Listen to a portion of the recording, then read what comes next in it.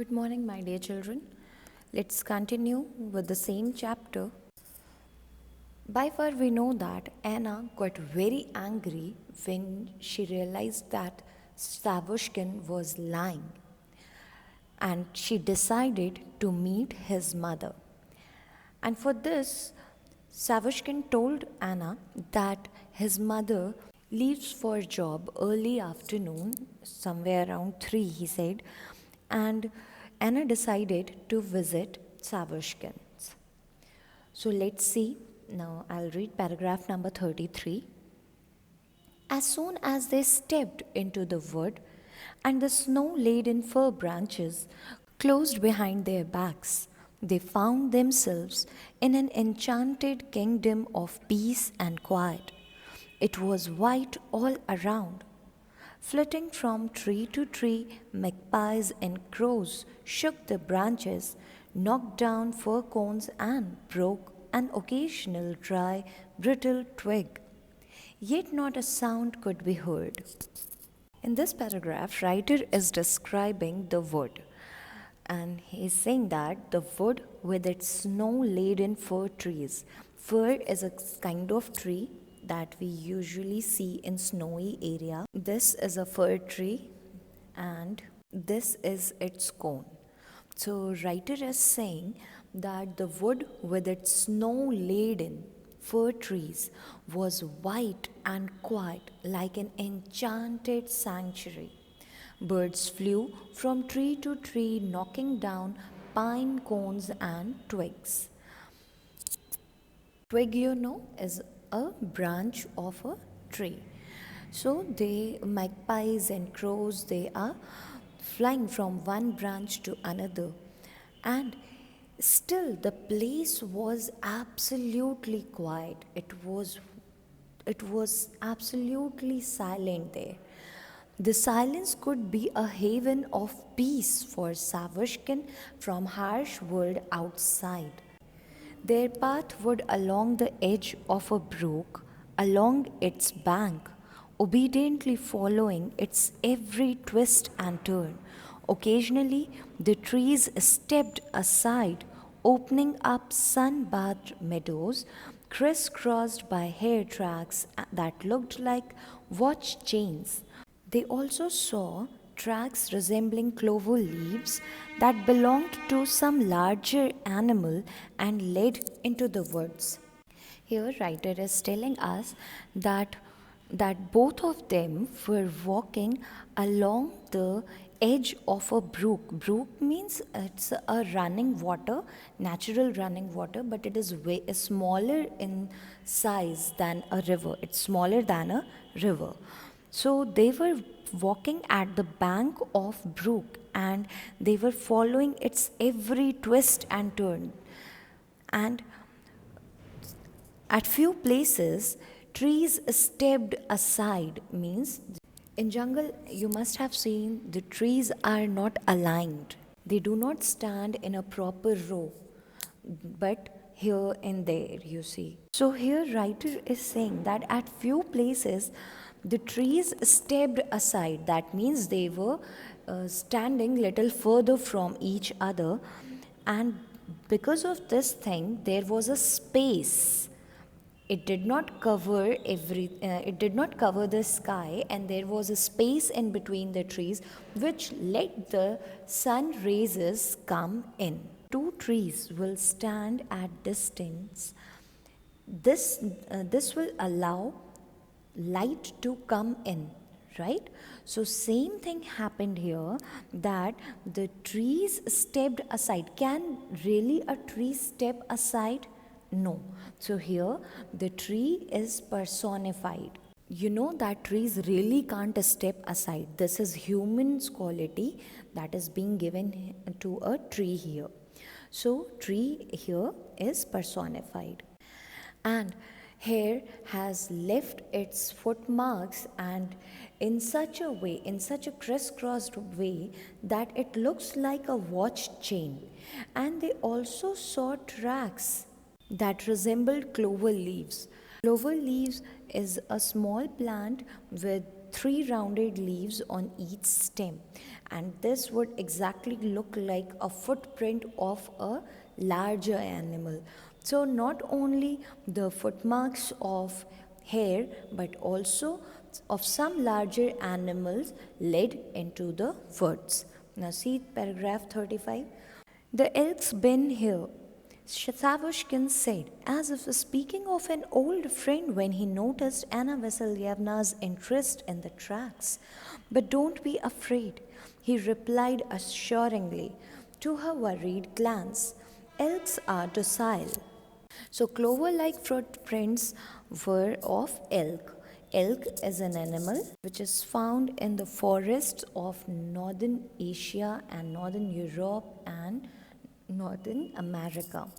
So he said that when when Savushkin saw Anna analyzing the tracks resembling clover leaves, Savushkin told her, "Elk's been here," and he said in such a way that as if he was speaking of an old friend.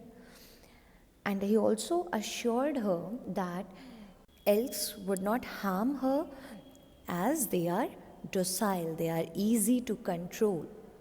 Now, Anna asked excitedly, "Have you ever seen one?" Now, see paragraph 37. "A live one?" Savushkin sighed. "No, but I have seen his droppings." Slipping under an arch of branches, the pathway once again ran down to the stream. In some places, snow blanketed the stream, and elsewhere, the water flowed under a prison of ice. So, Savushkin said that he has never seen any elk, but definitely he has seen its dung. And paragraph 38 describes the beauty of wood once again. Here describes that the pathway was under the arch of branches and it was running down to the stream.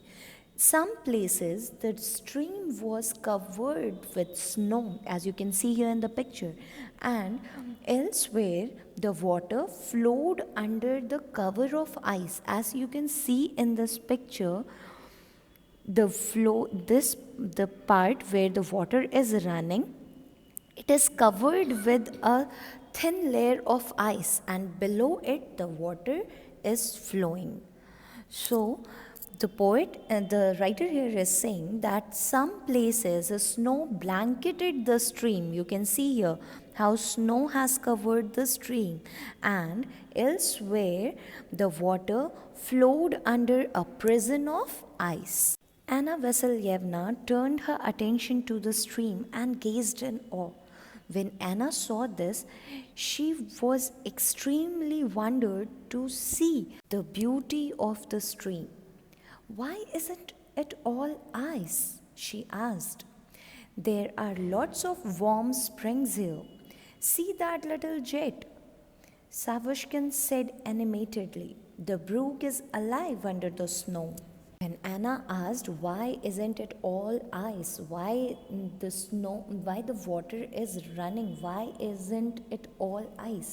When she asked this, Savushkin explained that the water was from warm springs and the brook is alive under the snow.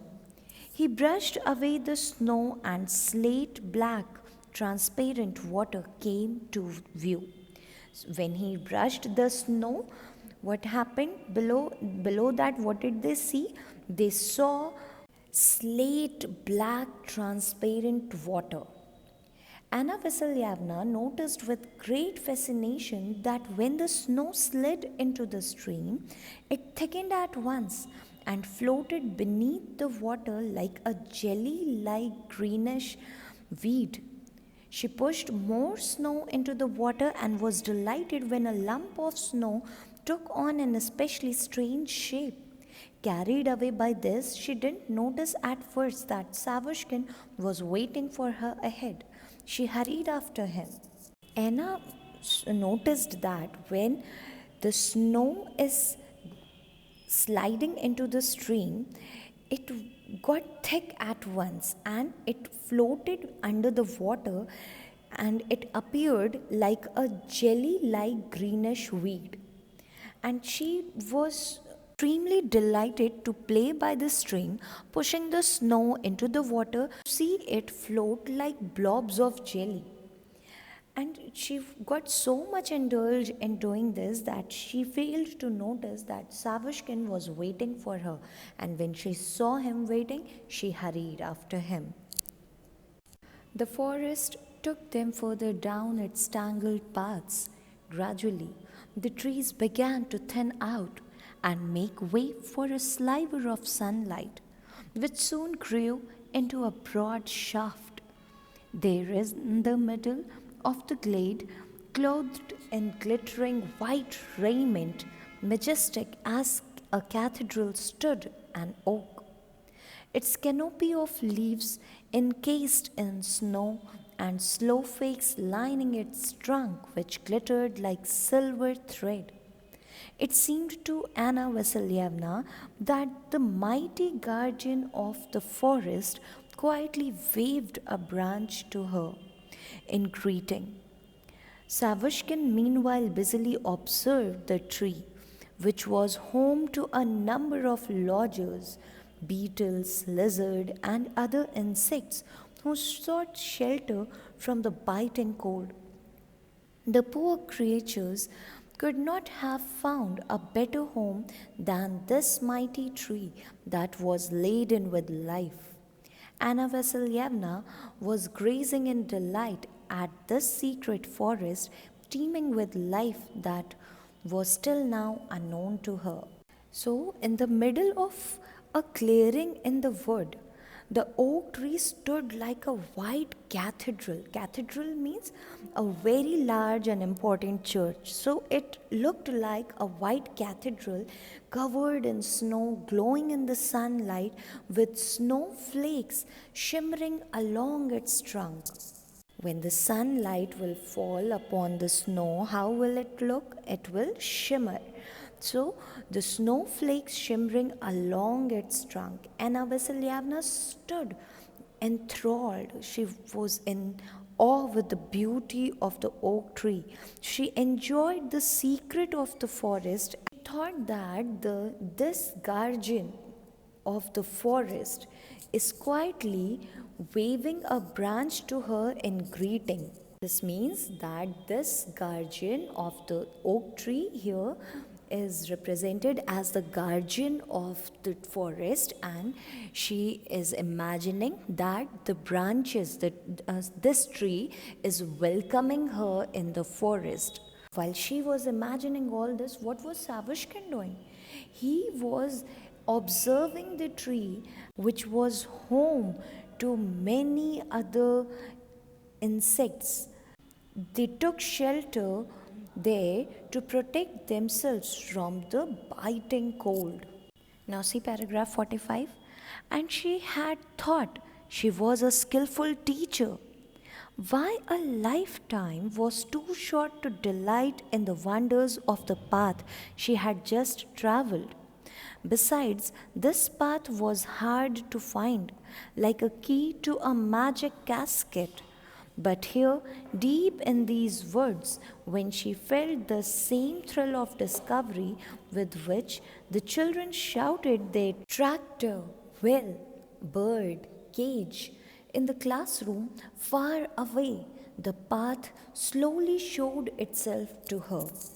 Now, here, this teacher, she considered herself a competent teacher, and yet she realized that her student Savushkin had given her a first hand experience of the forest he knew familiarly, allowing her to discover the beauty of the oak tree in winter on her own. She wondered that why this life is too short to take the pleasure in the beauty of the path that she had just traveled. Why she can't enjoy this for a long term, why this life is too short. Also realizes that this path was hard to find, just like it is difficult to find a key to a magic casket. Casket is a small decorative box that is used to keep important things. So she is saying that it is very difficult to find this path, exactly like it is difficult to find a key to a magic casket. Writer says that Anna felt the same enthusiasm, same energy that children felt during telling the examples. Like they were shouting in the class, they were giving the names of the familiar objects like tractor, well, bird, cage. And she, here in the forest, Anna was also feeling the same level of energy while seeing all the beauty of the forest while playing with the snow. Now see paragraph 46. Well, Savushkin, thanks for the walk. It's past 3 and we will have missed your mother. And yes, you can take this path too if you want. Now Anna says that it's past 3 and by 3 Savushkin's mother leaves her place for job and she won't be able to meet her anymore. And she also tells Savushkin that he can take this path every day to come to school. Savushkin wanted to promise that he would never come late again, but that would be a lie.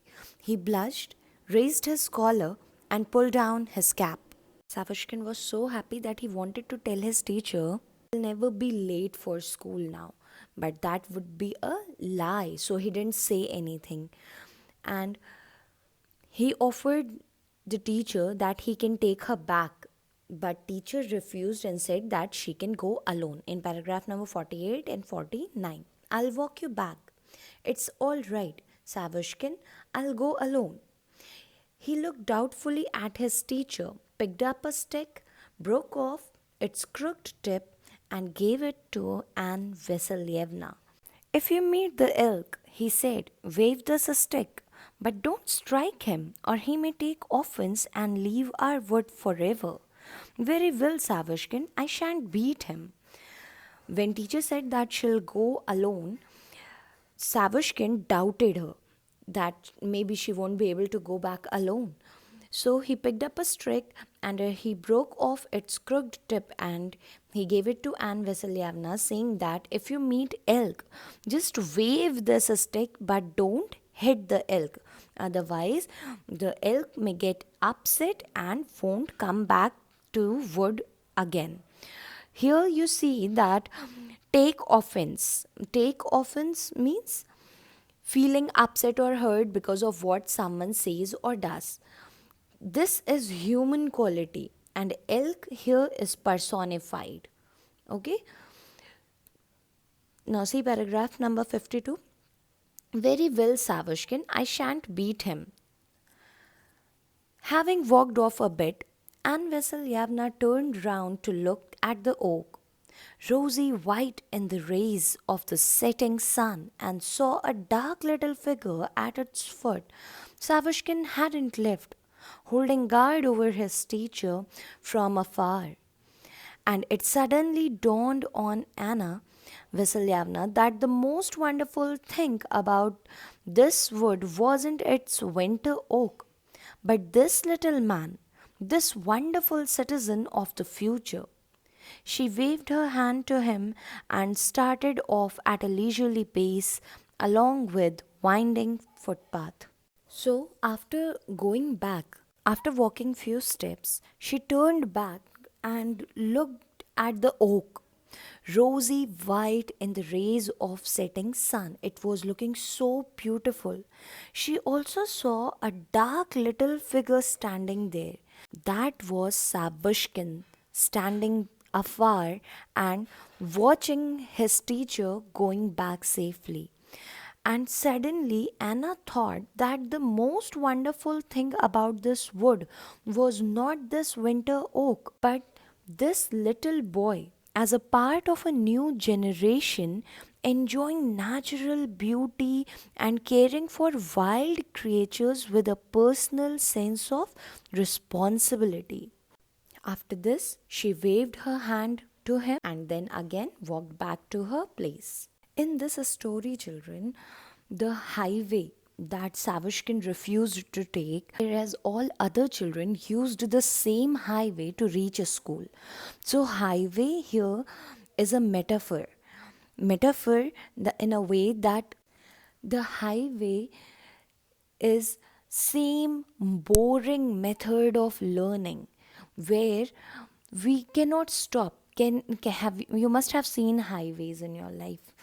Have you ever seen anyone stopping at the highway and examining beauty of the nature? No. No one stops at the highway and everyone keeps on moving, and they are moving in a very fast pace, and they don't stop to admire the nature, admire the beauty. And what you can hear there is just noise. You can hear only noise. Whereas the path, the wood that Sabushkin chose to go to school refers to a manner of learning, a method of learning in manner that brings us joy as we would on a path. We can take our own time observing and understanding things. We can move at a pace that suits us without having to worry about what other people are doing. The path stands for a way of learning which teaches us to be aware that we will reach our destination while ensuring that we also pay attention to the journey itself. In calm atmosphere of the path relaxes us but also helps us learn and understand more. So what here writer wants to convey that we should not just run to reach our destination, run to achieve our goals, but we should also pay attention to the journey. We should also take our own pace, enjoy learning, and reach our goal. I hope you have understood the chapter and enjoyed it. If there is any doubt, please ask. Thank you.